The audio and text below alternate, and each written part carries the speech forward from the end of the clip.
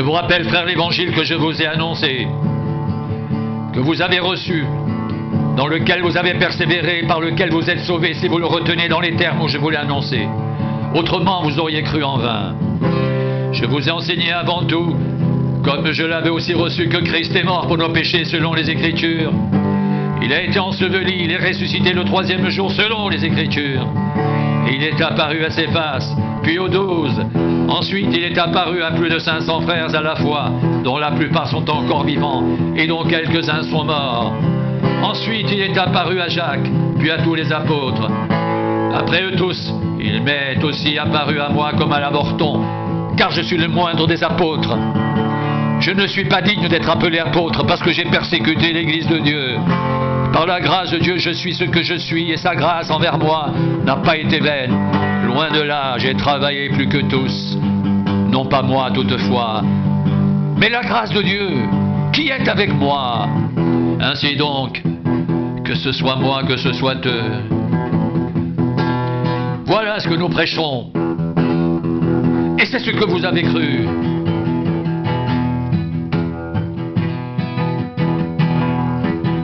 Or, si l'on prêche que Christ est ressuscité des morts, pourquoi quelques-uns parmi vous disent-ils qu'il n'y a point de résurrection des morts? S'il n'y a point de résurrection des morts, Christ non plus n'est pas ressuscité. Et si Christ n'est pas ressuscité, notre prédication est donc vaine. Et votre foi aussi est vaine.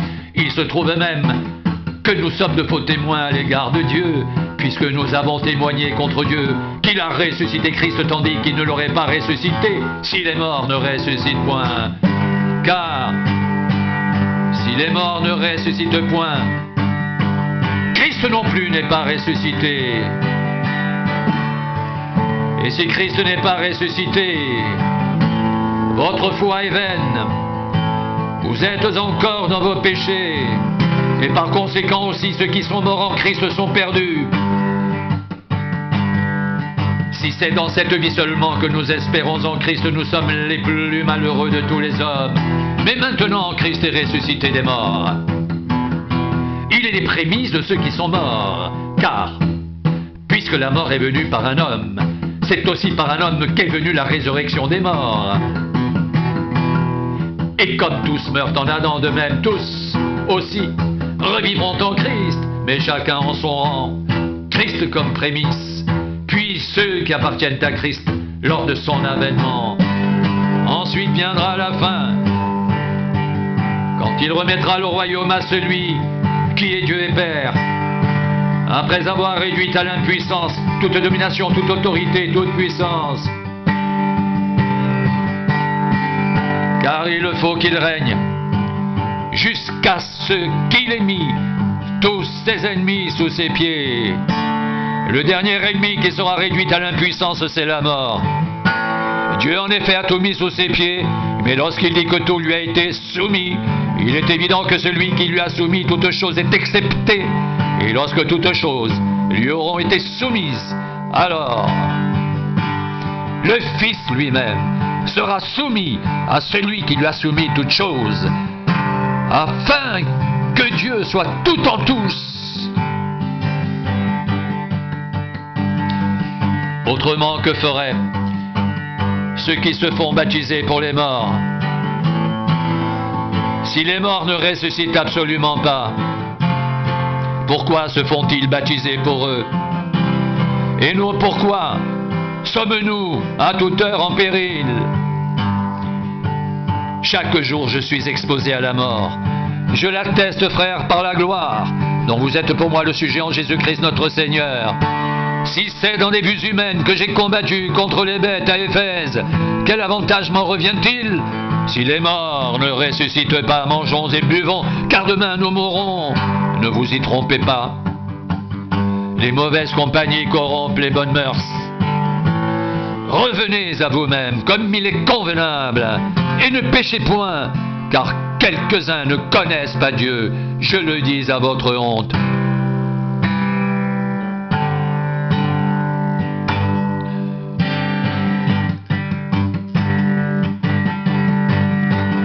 Mais quelqu'un dira comment les morts ressuscitent-ils, et avec quel corps viennent-ils, insensés?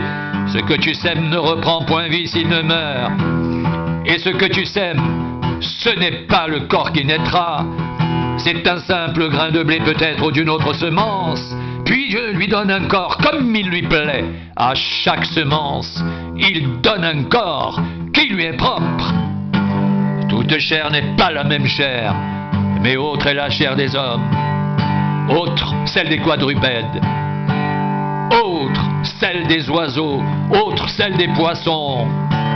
Il y a aussi des corps célestes et des corps terrestres, mais autre est l'éclat des corps célestes, autre celui des corps terrestres, autre est l'éclat du soleil, autre l'éclat de la lune, et autre l'éclat des étoiles.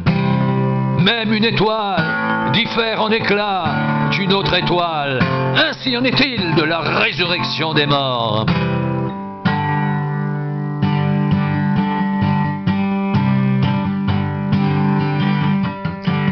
Le corps est semé corruptible. Il ressuscite incorruptible. Il est semé méprisable. Il ressuscite glorieux. Il est semé infirme. Il ressuscite plein de force. Il est semé corps naturel. Il ressuscite corps spirituel. S'il y a un corps naturel, il y a aussi un corps spirituel. C'est pourquoi il est écrit, le premier homme Adam devint une âme vivante. Le dernier Adam est devenu un esprit vivifiant. Mais ce qui est spirituel n'est pas le premier, c'est ce qui est naturel. Ce qui est spirituel vient ensuite. Le premier homme tiré de la terre est terrestre, le second homme est du ciel. Tel est le terrestre. Tels sont aussi les terrestres, tel est le céleste, tels sont aussi les célestes.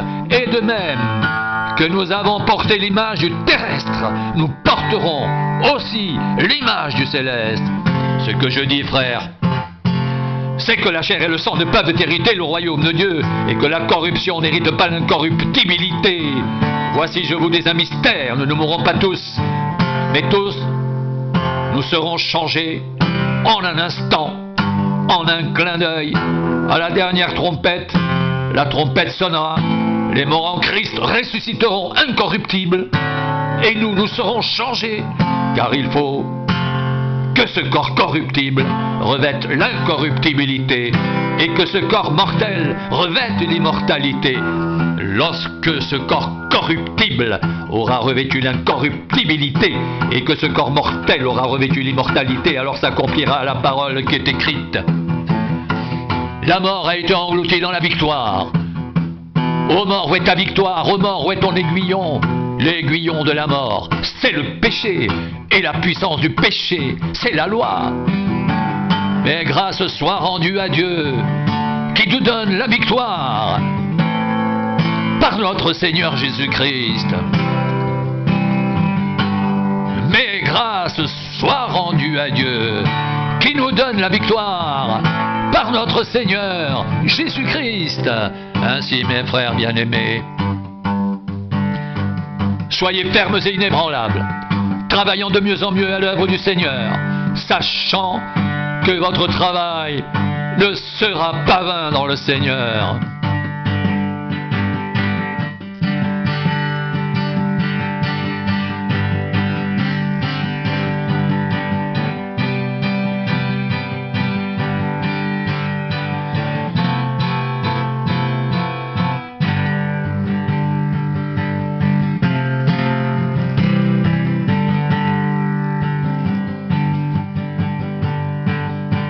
Mais maintenant, Christ est ressuscité des morts. Il est les prémices de ceux qui sont morts. Car puisque la mort est venue par un homme, c'est aussi par un homme qu'est venue la résurrection des morts. Et comme tous meurent en Adam, de même aussi tous revivront en Christ. Mais chacun en son rang, Christ comme prémisse, puis ceux qui appartiennent à Christ lors de son avènement. Ensuite viendra la fin, quand il remettra le royaume à celui qui est Dieu et Père, après avoir réduit à l'impuissance toute domination, toute autorité, toute puissance, car il faut qu'il règne jusqu'à ce qu'il ait mis tous ses ennemis sous ses pieds. Le dernier ennemi qui sera réduit à l'impuissance, c'est la mort. Dieu, en effet, a tout mis sous ses pieds. Mais lorsqu'il dit que tout lui a été soumis, il est évident que celui qui lui a soumis toute chose est excepté. Et lorsque toutes choses lui auront été soumises, alors le Fils lui-même sera soumis à celui qui lui a soumis toutes choses, afin que Dieu soit tout en tous.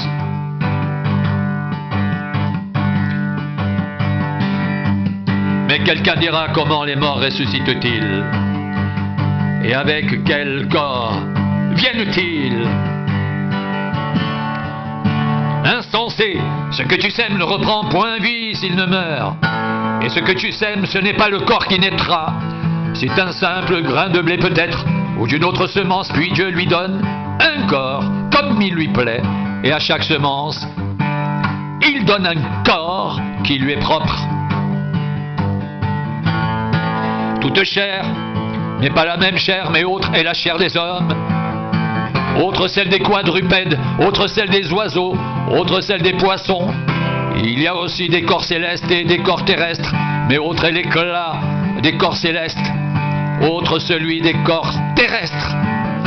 Autre est l'éclat du soleil, autre l'éclat de la lune, et autre l'éclat des étoiles. Même une étoile diffère en éclat d'une autre étoile. Ainsi en est-il de la résurrection des morts. Le corps est semé corruptible, il ressuscite incorruptible. Il est semé méprisable, il ressuscite glorieux. Il est semé infirme, il ressuscite plein de force. Il est semé corps naturel, il ressuscite corps spirituel. S'il y a un corps naturel, il y a aussi un corps spirituel. C'est pourquoi il est écrit: le premier homme, Adam, devint une âme vivante. Le dernier Adam est devenu un esprit vivifiant. Mais ce qui est spirituel n'est pas le premier, c'est ce qui est naturel. Ce qui est spirituel vient ensuite. Le premier homme tiré de la terre est terrestre. Le second homme est du ciel. Tel est le terrestre, tels sont aussi les terrestres. Et tel est le céleste, tels sont aussi les célestes. Et de même que nous avons porté l'image du terrestre, nous porterons aussi l'image du céleste. Ce que je dis, frère, c'est que la chair et le sang ne peuvent hériter le royaume de Dieu, et que la corruption n'hérite pas l'incorruptibilité. Voici, je vous dis un mystère: nous ne mourrons pas tous, mais tous nous serons changés.